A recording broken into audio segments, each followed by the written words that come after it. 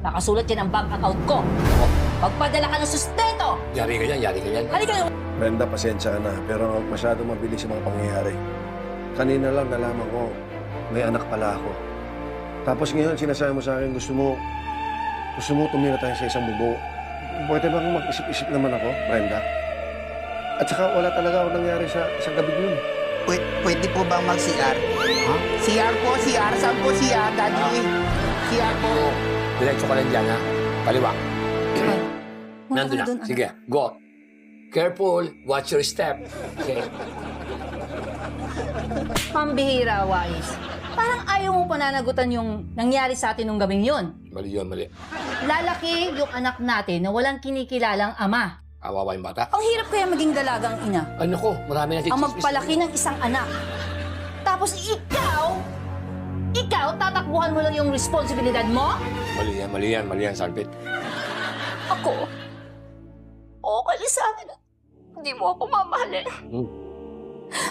Pero si Walay,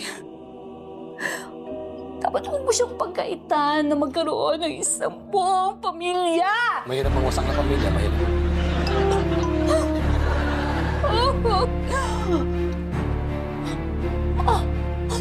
Nagkukumpul siya. Hindi. Anong gagawin mo? Papainin mo. Ay pala. Big Mama. Ako, good boy.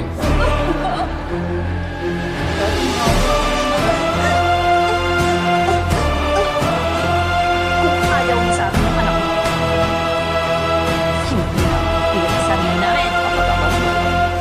At dahil ikaw yung ama, nandyan, nakasulat din ang bank account ko. Magpadala ka ng sustento. Yari ka yan, yari. Halika na, halika. Bilisan mo na. Sige, ayusin natin ito, ha? Mabigat yan. Hindi na tinatawag ng sustento. Naku, dapat sustento. Yung bata ka din magugutom mo. Yung paano mangyayari yung sustento mo? Eh, isa ka nang wala eh. Salpit, ito mo magulo. Ito nga yung naisip ko na, hindi ko maintindihan. Sa totoo lang, Salpit, sinasabi ko sa inyo lahat to. Hindi ko talaga maalala yung nangyari sa gabi yun. Pero hindi mo kasama doon. Ito, may kaya. Ito na ako sa malaga. Bumuso mo ka ba? Ito ba? Ipaganto na lang. Ipa-DNA test mo Yun. yung dugo ni Walay kung ikaw ang ama ng bata. Tama rin yun. Tama! Para sa iyong katahimikan at para sa katahimikan ng lahat. Lalong